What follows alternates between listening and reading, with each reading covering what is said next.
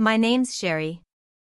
I had just turned 30, and on my birthday I walked into a room filled with balloons, cake, streamers, the whole setup. For 1 second, I let myself believe it was for me. Then I looked up. Across the fireplace hung a glittery gold banner, "Congratulations, Amanda." It wasn't my birthday party. It was my sister's graduation. I slipped out quietly that night. But 2 weeks later, Amanda was calling me, sobbing from the police station. If you've ever been betrayed by the people who should have loved you most, you'll know exactly how that feels. For a stupidly perfect moment, I thought my family had remembered me. The lights, the laughter, the decorations, guests even clapped when I walked in. It felt surreal, like a scene ripped straight from a movie. For maybe 3 whole seconds, I thought, finally, I wasn't invisible. And then Amanda made her grand entrance. Tight white dress, cap and gown draped over her arm, phone already in hand for selfies. She squealed, "Oh my God, you guys, this is everything." The applause doubled. Meanwhile, I was just standing there, holding a gift bag I'd bought myself because I knew they wouldn't. I pulled my mom aside and, as calmly as I could, asked if they'd really scheduled Amanda's party on my birthday. Her expression shifted, confusion, then guilt, then irritation. "Well," she said, "we thought we'd celebrate both. You don't like a lot of attention anyway, right?" My dad chimed in from the couch like he was helping. "We got your favorite cake. See? We didn't forget." A cake decorated with Amanda's face. Gold frosting spelling out "Congratulations, Amanda." Not a single word about me. Amanda eventually noticed me. "Oh hey," she said, kissing the air near my cheek. "You didn't tell me you were coming."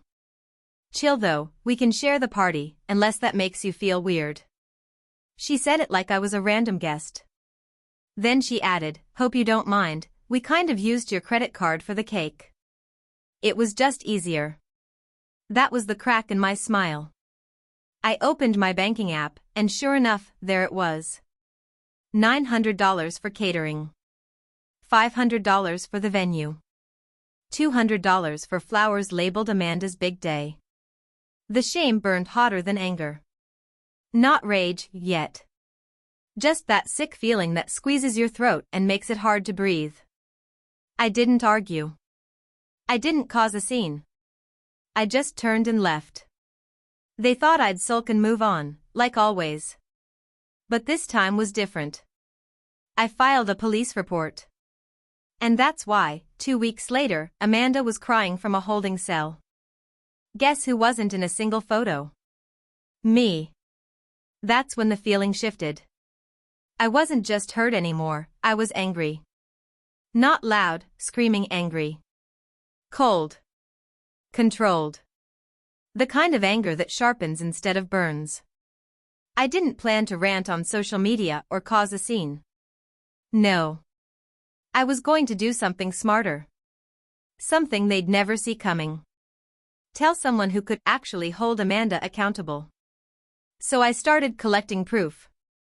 Receipts, bank statements, everything. My credit card showed every charge, the cake, catering, decorations, even the flower order that read "For Amanda's big day." The venue booking listed her phone number and email address, yet the payment came from me. The rental contract? Amanda signed it, on behalf of the family.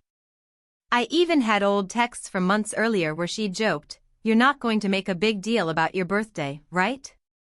It's close to my graduation, and I kind of want the spotlight, lol." At the time I ignored it. Now it was gold. Undeniable evidence this wasn't an accident, it was deliberate. I didn't tell my parents. Didn't warn Amanda. I just walked into the police station with a folder in hand and the calm resolve of someone who's finally had enough. The officer looked uneasy as I explained who it was. I reassured him. "I'm not trying to destroy my sister's life. I just want her to stop destroying mine." I signed the forms, answered the questions, and left. 2 days later, Amanda texted me. "Hey, can you Venmo me for the Uber from the party?" It was technically your night too. I didn't bother replying. 2 weeks after that, at 6:13 a.m., my phone rang. Not a text, not a voicemail, she was calling. Over and over until I finally answered, convinced someone must have died. Honestly, that would have been simpler. Her voice cracked through the line. Sherry, oh my God, I'm at the police station. They said there's a fraud report with your name on it. Why would you, what did you do? I sat up, turned on the light, and let the words sink in. Oh, so that's what shocks you, not the fact you stole from me. Silence. Then, defensive as ever. I didn't steal. It was a party for both of us. Mom said it was fine. You're really doing this to your own sister? There it was. Amanda's go-to playbook: cry first, pull the family loyalty card, and if that fails, launch into a martyr act. Are they questioning you? I asked, voice steady. Yes, she admitted. They want me to verify the charges. The card wasn't mine. Now they're saying I could be charged with fraud. Sherry, you're ruining my life over a birthday party. No, I told her flatly. You've been ruining my life for years, treating me like your personal ATM.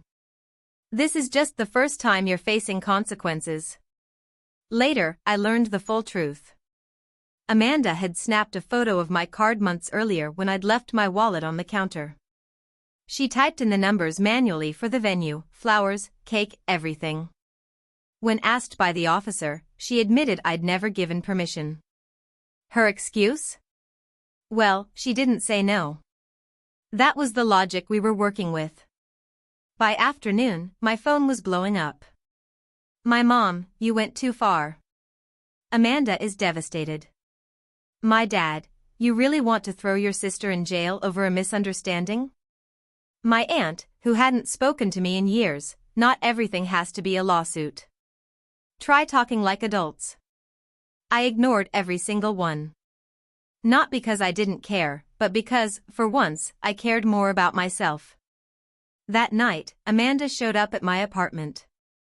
I still don't know how she got in the building, probably tears at the buzzer, or sweet-talking a neighbor. Classic Amanda tactics. Her face was blotchy, red from crying, but not in a sorry way, in an I'm the victim way. I'm not here to fight, she said quickly. I need you to drop the report, please. They said it could stay on my record. Affect jobs, travel, everything. I looked at her. Really looked. And what I saw wasn't a terrified sister. It was someone who had never once been told no. You lied about needing money for medical bills. You stole my card. You threw yourself a party on my birthday and made me feel like the intruder. And now you want me to fix it for you? I didn't know it would go this far, she whispered. That's the problem, I said. Nothing ever goes far for you, because people like me keep cleaning up the mess. Cue the tears again. Round 2? 3? I'd lost count. You're just doing this to punish me, she snapped. You've always been jealous. That actually made me laugh.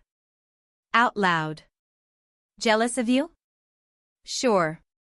I've always dreamed of being the sister who manipulates her way through life and wrecks people's credit scores. Her tears vanished instantly, like flipping a switch. You think you're perfect, she spat. You're not. You're bitter. Pathetic. Being right doesn't make you better than anyone. No, I said, calm as ever. But it means I won't take the fall for crimes I didn't commit. And I closed the door on her rant. Not slammed. Not shouted. Just closed it. Because I was done being her audience. Over the next week, things got uglier. My parents called daily, not to ask how I was, not to apologize, but to pressure me into fixing this. Amanda's job offer had already been put on hold once her background check flagged the police report. She melted down completely. Are you happy now? My mom screamed on the phone. Her future is ruined. I never wanted to ruin her future, I told her. I just wanted to protect mine. They didn't hear me. They never do. A few days later, my dad left a voicemail. His voice was soft, almost kind. Sweetheart, I know you felt overlooked, and I get it. I do. But this isn't the answer. Family means sometimes we do things we don't like, for the sake of peace. That's just how it is. I played it twice. Once for the words. Once for what wasn't there. Not once did he acknowledge Amanda's choices. Not once did he apologize. Just another request for me to bend. To stay quiet. To keep the peace. For the very first time, it clicked. Keeping the peace was never about harmony, it was about me staying silent while they drained me dry. About a week later, Amanda messaged me. No emojis, no fake LOL, just one flat line. You win. Hope you're proud. But I wasn't proud. I wasn't smug. I wasn't even happy. I was just finished. Finished carrying guilt that was never mine. Finished paying for chaos I didn't create. Finished being the quiet, dependable sister while Amanda got applauded for existing. They had pushed me out of every celebration, every spotlight, every space where I should have mattered. And now they acted stunned that I finally stepped forward for myself. When Amanda sent that you win text, I thought the storm had crested. That maybe the drama had reached its limit, and now they'd leave me alone. I was wrong. Because Amanda crying is one thing, but Amanda cornered? That's a whole new war. 3 days later, my mom showed up at my office. No call, no warning, just marched into the lobby demanding to see me, like I was the family embarrassment she had to contain. When I met her, she looked me over as if I'd betrayed our bloodline. I raised you better than this, she snapped. No greeting. No concern. Straight into guilt. I motioned for her to step outside. Her heels hit the pavement sharp, each step like judgment. You've humiliated your sister, she hissed.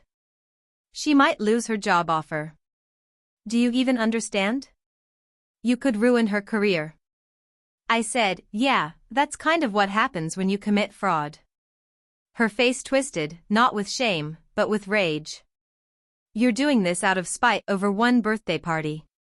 We clothed you, fed you, paid for school. I laughed bitterly. Right. And in return, I gave you a down payment for your house and covered your bills for 2 years. But sure, let's drag up that one pair of sneakers you bought me in 5th grade. She actually said, that was your choice. We never asked you to help. Exactly. They never had to ask. They just expected. Expected me to fill the gaps when Amanda overspent. Expected me to cover when Dad missed a bill. Expected me to smile through scraps while Amanda got the silver platter, even on my own birthday. I'm not dropping the report, I told her. If Amanda's smart, she'll take the deal and move on. Mom glared like I'd shattered the family name. You're not just punishing Amanda, you're punishing us. I shrugged. Maybe this family should have stopped treating me like a walking checkbook. I turned and walked back inside, leaving her standing there, arms folded, heels clicking, furious. 2 days later, escalation number 2. Amanda posted a vague essay on Facebook about family betrayal and being stabbed in the back. She didn't say my name, but she tagged every cousin, every aunt, even grandma. The comments flooded in. Who would do this to you? Stay strong, Amanda. Family is supposed to protect, not attack. I didn't reply, but I screenshotted every line. The next morning, I woke up to 5 missed calls from long-lost relatives and 1 DM from our cousin Leah. Just 4 words, they're drowning. Don't save them. But Amanda wasn't done. She emailed my boss. Yes, emailed my boss, pretending to be a concerned family friend, saying I was unstable and lashing out. Luckily, my boss isn't the type to indulge nonsense. She forwarded it with 1 line. Want me to block her? I wrote back, might be best. She's going through a full-time identity crisis. We laughed, but inside, I felt the chill. Amanda wasn't just panicking. She was spiraling, dragging anyone down she could. The police case moved quickly. Maybe because the evidence was undeniable. Maybe because Amanda's fingerprints were everywhere. Maybe because the officer had zero tolerance for liars. They offered her a deal: repay every dollar, do 100 hours of community service, take a financial accountability course. No charges, no record, just responsibility. She refused. Said it was humiliating. Said it would make her look guilty. The officer replied, "You are guilty." Her pride finally cracked, not from guilt, but because the marketing firm she'd pinned her future on got wind of the report. The offer vanished. No career. No launchpad. No dream job. Just Amanda, trapped at our parents' house, throwing tantrums between phone calls to lawyers she couldn't pay. And this time, no one bailed her out. Not even Mom and Dad. Their final attempt to rope me back came in a group call. Mom softened her voice, trying PR spin. "We just want to talk." Amanda chimed in, monotone, "I'm sorry, okay? I didn't mean to hurt you." It sounded like a child forced to apologize after a playground shove. "Sorry for what?" I asked. Pause. "For using your card without asking." "That's not what happened. You stole from me." Silence. Then Dad's voice, cold, "So what now? You going to disown us?" "No," I said. "I'm just done pretending this is normal." And I hung up. No yelling. No scene. Just clarity. 3 months later, Amanda was working part-time at a pet supply store, community service completed. Our parents stayed distant. I'd moved states, landed a promotion, settled into a new apartment, built a small circle of friends who knew me, not as Amanda's sister. One evening, I got another message. "Amanda again. Heard you moved. Hope things are good. Could use someone to talk to."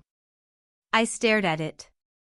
Then I put my phone down, made tea, and sat on my balcony watching the city lights sparkle like quiet fireworks. For once, my life wasn't about cleaning up her chaos. And in that silence, I felt free. Sometimes, I still get that whisper of doubt, not guilt exactly, just the what-if voice. What if you'd just let it slide one more time? But then I remember the years of silence, the stolen money, the birthdays that weren't mine. And I know I did what was right. So, what do you think? Was I too harsh, or was it finally time someone held her accountable? Drop your thoughts below. And if you want more stories like this, with drama that isn't yours to fix, hit subscribe.